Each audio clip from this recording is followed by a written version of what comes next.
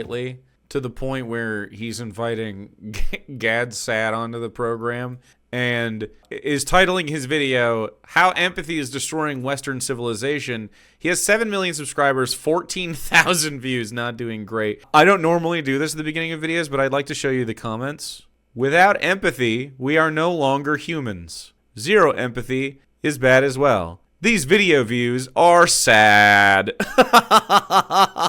Evil is the absence of empathy. Ooh, one guy, amazing video. Hell yeah. All right. His first top 4 comments are negative. So, love it. Okay, tell us why empathy is bad, Ben. Is it because we're Zionists and if we have empathy, we'll throw up and gag at ourselves? For a lot of people who speak in terms of empathy, they actually are speaking in the language of deontological ethics. They think that more empathy... What is this fucking tone? Is he giving us brown noise to sleep to? ...equals good. And so that it's very hard to shake that by pointing to consequentialism. How do you argue people out of the idea that their empathy is some sort of absolute good? Yeah, how do you argue? How do you argue somebody out of the position that considering somebody else's perspective would be good when just understanding what's going on, you know, in the world? Why would it be good to understand somebody else's perspective? Fuck empathy. And that's why I'm not going to listen to a goddamn word Ben Shapiro says. Free Palestine from the river to the sea. God damn it. All right, Ben. Is this from Tel Aviv? Where is he? Line is Gad Sad. He's a Lebanese Canadian. Gad Sad? Holy shit. Evolutionary behavioral scientist and professor of marketing. And he has a brand new book out called Suicidal Empathy, which of course is a massive bestseller. Gad, thanks so much. Suicidal Empathy. 2 of the worst guys you ever knew are here to tell you you shouldn't care about other people. All right, convince me. For the time, really appreciate it. Oh, good to be with you, Ben. So let's talk about this concept, suicidal empathy. Okay. Obviously, I've mentioned it on the show before. Basically, the idea seems to be that your levels of empathy... I think this is just a racist dog whistle. And it's like, if we're empathetic to Mexicans, they're going to come in here and they're going to, you know, you're not going to see white people anymore. It's just not, everyone's going to be brown. It would happen, and that'd be bad. Oh. They, at a certain point, may lead you to do things that actively harm you because you care so much about people who actively hate you that you're willing to do things that end up putting you in harm's way. Maybe you can explain where this concept comes from, how you came. So that's not what empathy is. What? Being a pushover is not what being empathetic is. Yeah, how did you come up? So look, empathy is a wonderful virtue to possess. We are a social species. For you and I, Ben, to have a meaningful conversation, I need to put myself in your mind and vice versa. That's called cognitive empathy or theory of mind. But Aristotle explained to us several millennia ago in his Nicomachean Ethics, everything in moderation. Too little of something is not good. Too much of something is not good. And much of life is about finding that sweet spot. And that exact principle. Disagree. You can't really have too much fiber. You know, you're not shitting enough, chap. Most Americans don't eat enough fiber. That's true. It's like something like 20% get enough of it. Get your fiber up. Eat some roughage. Have some plants. You can have too much of anything, of course. That's true. Except guns, which would be unconstitutional for me to wish a limit on. You cannot have too many guns. That is the one thing. Or free, you know what? Free speech. That's also true. You can't have too much land that the state of Israel has annexed. Not a limit to that. Carbon emissions. Can't have too many of those. So, yeah, I'm not going to fucking fall to your woke mind virus, chat. I'm fucking on to you, okay? I'm wisening up. Okay, no more empathy. Applies to empathy. If I have no empathy, I'm likely to be a psychopath. If I have too much empathy, if empathy hyperactivates in the wrong situations toward the wrong targets, you end up with suicidal empathy. What is empathy? Define it. So, yeah, this manifests in a bunch of ways. Most obviously, it manifests, as you talk about in your book, with sort of an open immigration protocol on the part of the West. Oh, you open your book with racism. Isn't that fucking crazy that I called that? I didn't even read this book. I didn't have to because it's brain melt, right-wing nonsense. All you got to do is put some words on paper and go, yeah, buy the book, and then people buy the book. By the way, I'm writing a book, a fantasy book. It's a fantasy heist book. I will let you know when it's available for sale, and you should buy it because it's good, and you like me. People care so much, and they're so empathetic to people outside the West that they say, come on in, enjoy all of the benefits, all of the goodies. We don't vet people. They come in, they take advantage of our civilization. And that's how you end up with hundreds of thousands of people marching for Hamas on the streets in London. Oh, marching for Hamas on the streets. Actually, they're marching for Palestinian citizens, not all of which are, of course, Hamas. Even if I were to grant you, which I will not do, even if I were to grant you that every Hamas super soldier deserves imminent drone bombing death, there would still be marches in the streets against the apartheid and genocide that you and your nation state of choice, because it's not America, it's definitely Israel. Your number one is committing a genocide. I mean, and you aid and abet it. And I think, frankly, that Ben Shapiro and many other Western people who are banging the drum and trying to persuade politicians and nations to continue to funnel this war machine should be tried reasonably, similar to Nuremberg prosecutions for propagandists, because it's not different. You descend from a group of people who were genocided, and in the name of that, you have committed it again, Ben Shapiro. It's disgusting. What a disgusting thing to do, and to hide behind the religion, to wrap the country in the flag, just absolutely disgusting. So I guess it's suicidal empathy to think, well, you should stop murdering people. And in the case of the United States, suicidal empathy to think you shouldn't dispossess people of their livelihoods, homes, families, because they have been born on some kind of artificial border that white guys have decided for, millennia or whatever. Super dumb. I mean, really, since the 40s. Exactly right. So in my previous book, In the Parasitic Mind, I talk about how many parasitic ideas can hijack our ability to reason. So take, for example, racism, Zionism, nationalism, religion, cultural relativism, which is a parasitic idea. Cultural relativism, to have the idea that our cultures are relative to our experience. What? I can't believe the idea that cultures differ. What? To enforce a monoculture is bad? What? So let culture be what it is, and it'll mingle as it mingles. To try to enforce any culture on another is dumb. You can have conduct. I don't think it's anti-cultural to be like, you can't kill each other and like sexually assault one another. I think that's fine. Don't think that's anyone's culture necessity. But like, he just called everyone who politically disagrees with the state of Israel's genocide of Palestinians, Lebanese people, Jordanian, etc., just Middle Eastern counterparts in the area, Iran. If you're against that, then you're Hamas. Eat dicks. Eat a bag of dicks. It basically says that you're not allowed to draw any negative, pejorative judgments of other people's cultural beliefs. That is not true. Cultural relativism has no claim that you can't say someone's culture bad.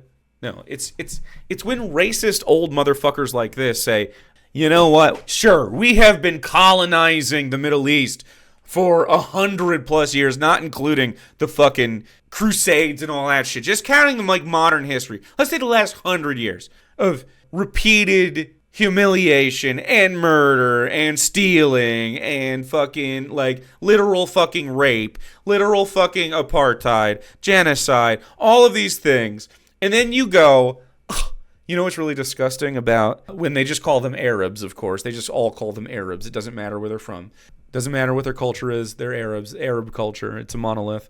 Arab culture, man, so they've been experiencing all of this just for the 100 years. Don't count the beginning of that. At our hands. And now, a suicide bomber is like distasteful to your mind. And so that is now some kind of like savage thing. When really, when you think about it, it's a political thing. Like, yes, for sure, there's like, religious zealots that have been talked into blowing themselves up or whatever. And I think in some cases, maybe you need the religion to even let people think that what they're doing is something that they'll be personally rewarded for, so you can get it going. Anyway, religion plays a dire role in all of these politics. And that's something I think is bad about your culture. How about that? all of your cultures, the religion, it's bad. So you can say it. You can make quality judgments. But it's when you throw the baby out with the bathwater. It's when you say, oh, Arabs are bad because a guy suicide bombed someone and he was a religious zealot and he really, really just hated Jews. He was actually an anti-Semite. And then you blanket every other fucking person that looks like them, that sounds like them, that is named the same thing as them, that comes from the same country or town or whatever. Same shit. You do it with Mexicans, you do it with Cubans, you're doing it now. You do it with fucking, Vietnamese people, fucking everybody. It's all the same. It's just racism when you really boil it down. And it's really fucking stupid. That's a dumb thing about your culture. Religious beliefs and so on. So if they wish to engage in honor killings, shut up, racist. If they wish to engage in female genital mutilation of 5-year-old girls. Or children, Jewish cultures, they literally circumcise? What? Hello? Yep, it's bad. I agree that that's bad. These are just religious things, by the way. And you're also arguing that, like, honor killings, which is usually when men kill female members of their family. They do this in fucking India and shit. They do it in America, too, by the way. They just don't call it honor killings. They call it domestic violence. And, it'll be like some woman did something that embarrasses a man and makes him feel less manly, and then they kill a woman. And it's accepted in some societies, and you're like, well, in the 50s is when America was great. We should go back to that, and then we can slap our wives around a little. And these guys are just like one step further than that. And they're like, oh, abhorrent, and we're so different and civilized. You're not. To even criticize this, you would have to criticize yourself and live apart from that, and you don't. None of you do. It's ridiculous. A MAGA dad just killed his daughter in Florida. Yep. And that's not the first at all. Shut up, racist. So that then renders you... So no, the shut up racist is when you say, so there are honor killings in, I don't know, fucking Iraq or something. I don't know. That doesn't mean every fucking person or Arab or fucking, Iraqi or fucking, certainly doesn't mean the Palestinian people you're murdering are guilty of this, right? Let's steel man it. Even if your racism was correct, which it's not, even if every single person in that country was in this religion and really believed that honor killings were fine to do, and they lived full Sharia, I don't think you should be able to genocide them. I do think we can disagree with them. Cultural relativism does not say I can't do that. I think we can say your culture's bad. I think we can say, hey, don't do that, but we can't enforce it. We can't force them. We can't murder them. That's stupid. We can educate them. We can help women out of situations. We can educate the men. They don't have to be like this. And we can do it, but we don't have to invade their culture. We don't have to take them over. And eventually those lifestyles will just die out because they're bad for people. But where they persist? When people go, your culture's bad, I'm going to murder you, and then you fucking kill someone's parents, and then they're a kid, and they're like, no, my culture is fucking great, and I'm proud of it, and fuck you, and I'm going to pick up a gun, and I'm going to attack. And that's what happens every single time we do this. And it just entrenches people further and further and further and further. And no wonder they haven't had the time to unpack and deconstruct their fucking religions when you're bombing them constantly. Let alone your own fucking selves when you're so chuffed up with the violence you can't even fucking deconstruct. Oh, are we doing genocide and apartheid? Oh, is this an ethno-state? Are we Hitlers? Impotent when you're standing there deciding on what type of immigration policy you should have. You then argue in a suicidally empathetic way that it is wrong for you to argue that not all immigrants are equally likely to assimilate within the American ethos. Everybody should have a chance, and therefore your inability to discriminate between one set of cultural values and another leads to the disaster we see today. Very loaded. They fail to assimilate to American values. What's that fucking mean, man? So right now the American values are fascism and kleptocracy from an aristocratic upper class that owns just most of the wealth, like literally most of it. So what are you talking about?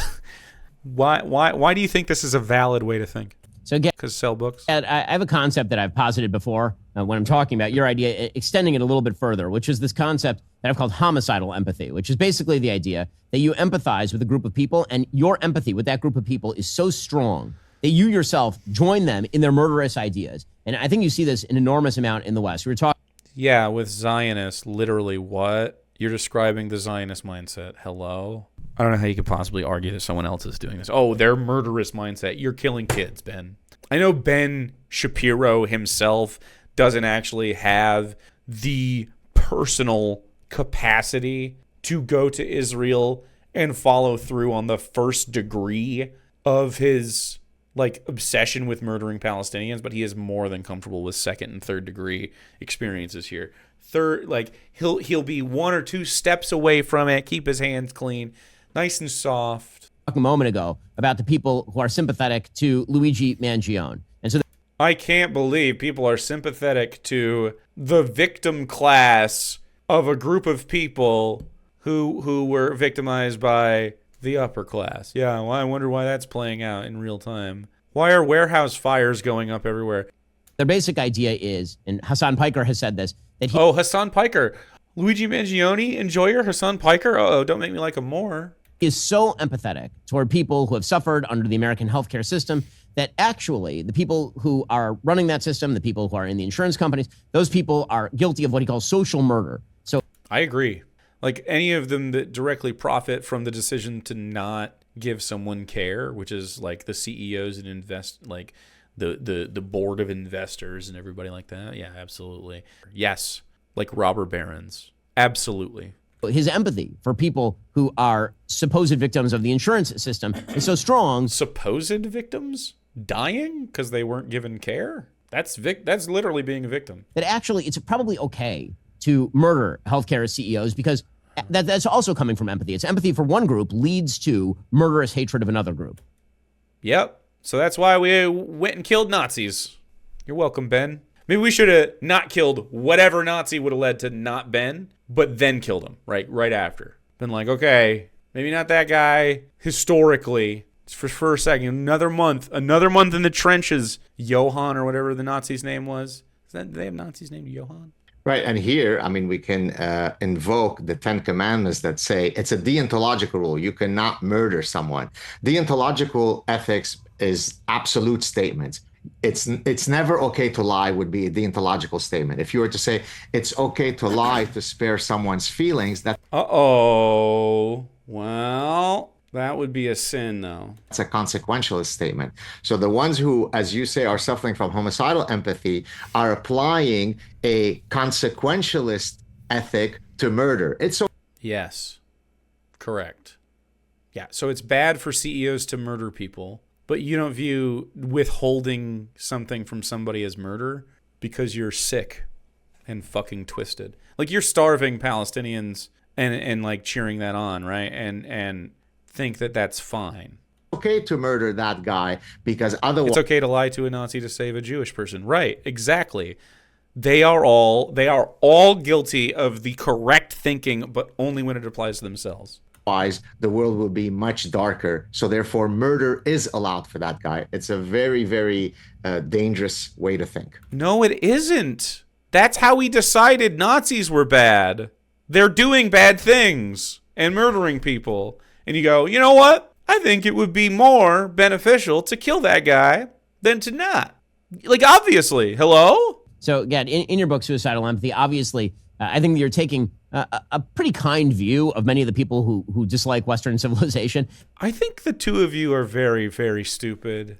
And so I wonder if you think that Malevolent. the empathy is really sort of the biggest problem here, or do we actually have something that's happening in the United States, in Europe, that may be even deeper, which is not even that this is driven by empathy. People may want to flatter themselves and believe that it's driven by empathy, but actually what it's driven by is envy and actually dislike and hatred of particular groups, particularly people who are successful or civilizations that are more successful. I wonder why he phrased it like that, or civilizations that are more successful. What's success, man? So the success is that you victimize and use violence to get all the things and then benefit from that, but nobody else can do that. Like we take viciously. We take and take and take and take. Ben Shapiro is blind to this shit. And so it may not be that, for example, left-wingers in Europe and in the United States want mass migration because they're so sympathetic to what third worlders are claiming. No, motherfucker. I don't want mass migration unless people are like joyfully doing so. No, I don't want mass migration at all. Those people would prefer to have stayed at home where they grew up because that's where they're comfortable. But due to pretty much our and our allies' destabilization of all of their worlds, they need somewhere to go. And the place with the most stability is the core of the empire, which is America right now for us. And even that's crumbling. Like it's shit, man. It's literally they live insulated lives away from problems, and they think, oh, people are just jealous. It's not jealousy. I want other people to have good stuff. I want to see everybody thrive, and they ought to. We can make that happen. Claiming it may be that they actually want to bring people in because they themselves hate the civilization and believe that the civilization is bad. Are the revolutionaries, in other words, being driven by empathy, or are they being driven by envy that is masquerading as empathy? The revolutionaries? I guess that's us, chat. We're like, hey, stuff should change for the better. And you're like, no, I don't want to stop murdering people and stealing their stuff. Well, you're going to have to. I mean, I think it's a bit of both. So take, for example, communism, right? The idea is that this is just playing the hits. Is inherently existentially unfair that some of us make a lot more money than others. And so here comes the empathetic overlords who are going to equalize income distribution. That's not what communism is. You can still thrive doing your own thing. Like, in communism, you could have people who spend their lives accumulating what for them would be considered a rich life. Like they want to build a big house or something. And they go and they get all the stuff to build the house, and they get the guys together to build the house, and it compensates them. And like that can all happen. Like you can be compensated for your work in a communist society. It's just that you can't steal from people. You can't exploit other people to do that. Like there could still be a trade certificate, $1, a yen, a fucking, whatever you got going on. A peso? Empathetic overlords. This doesn't mean anything. You don't know what communism is. Communism isn't, we have the American structure as is, but if a guy makes $1 million, he gets taken down to minimum wage until everybody gets put up. Like we just split up his money, and then eventually everybody gets like fucking a certain amount. I don't even know what it would be. How much money is the country worth? Trillions? How much would everybody make a year? 350 million divided by trillions. And not everybody, because some of those are kids. So it may be that they have other nefarious reasons, including pathological envy, but it is instantiated through an appeal to envy, right? I mean, communists don't say we're going to confiscate your private property because we're mean. They invoke this idea that, it's inherently unfair. Capitalists confiscate your private property. What? I don't want to confiscate your private property. I want people to have health care, housing, and education. And food. Seems easy. Let's do it. It's not even communism, man. Like, you'd still have all the guys you have now. You could still write books and be compensated for that by dummies. Although you couldn't intentionally misinform people for profit. That person A has less than person B. Let me take from person B, redistribute it via an appeal to empathy. Yeah, that's not what it is. That's not... He finishes every single thing he says with a big blink. Have you noticed that? I've paused many times, and this has been the end of it because he's finished a sentence. It's a weird tick that he has. So let's talk about solutions here. Obviously, very, very difficult to convince someone out of what they believe is a moral virtue. Yeah, I agree. Zionist Ben Shapiro. I agree. It seems to be difficult to talk to you out of your position that actually murdering these kids, totally fine. People believe that empathy itself is a moral virtue, and as you say, not in a sort of moderate way. The more empathetic you are, the better a person you are. And so when you're confronting someone politically, when you're talking... I don't even know how can you be more empathetic? I think they're taking empathy and extrapolating out like acts to empathy. Like, oh, I'm so empathetic that I do X, Y, Z, which lead to whatever outcome. But empathy is just like taking the other person's point of view as best you can, which is not going to be great. You're yourself and not the other person.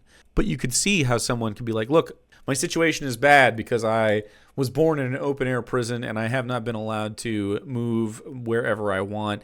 And I have different rules than everybody because of where I was born. And I can't make too much money. And I have to, I don't have certain opportunities because I am being bombarded all the time. And sometimes my friends get shot and killed. Sometimes I get shot at. Sometimes I die. Who knows? To have empathy for that position would mean that maybe we should stop doing the oppression, right? But if you do, then you stop thriving, or your favorite nation does. And so it's like, you can't square that. So, yeah, I wish you would be able to do that too. Talking about politics and public policy, and you say, listen, the empathy that you're expressing right now is not actually ending up with good public policy that helps the greatest number of people. It's actually good public policy that helps the greatest number of people would provide them all with a baseline of healthcare, housing, and education.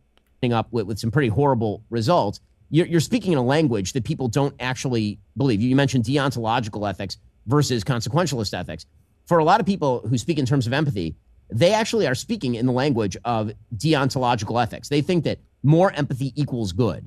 And so that it's very hard to shake that by pointing to consequentialism. How do you argue people out of the idea that their empathy is some sort of absolute good? That's a great question. And depending on which side of the bed I wake up on, I'm either optimistic that it can be resolved, or I'm pessimistic and it becomes an intractable problem. One of the things that I've become quite... It's an intractable problem that people will not let us commit atrocities without criticism. I don't know how to fix it. Quite adept at doing is when I'm engaging an interlocutor, I gauge whether they are flippable or not. And if I think that the light of reason can enter them, I continue my engagement. Otherwise, I walk away. There is really no magic recipe, Ben. You really have to get people to have the administration of the mind vaccine to them. The mind vaccine? The way these fucking idiots talk to each other, like, it's all crumbling down around Ben, and it's super hilarious, so it's good to watch. To have this fucking tired old loser on. Can't believe he outlived Charlie Kirk, though. That's crazy. And hopefully this book is one small step in trying to declutter people. Dude, Ben looks bloated and old and tired. You know what I mean? Like, he just looks bad. It's not going great. He don't look like a guy who goes home and he's happy. Minds, but it is a very difficult problem. Well, that's Gad Saad. His book is Suicidal Empathy. Gad Saad. Sorry, I zoomed in too far. I got a little carried away. It's not bad to have empathy for people. It's not bad to think Nazis are bad. You can tell the subtext here is, I am really tired of being criticized. It's bad for you to criticize me.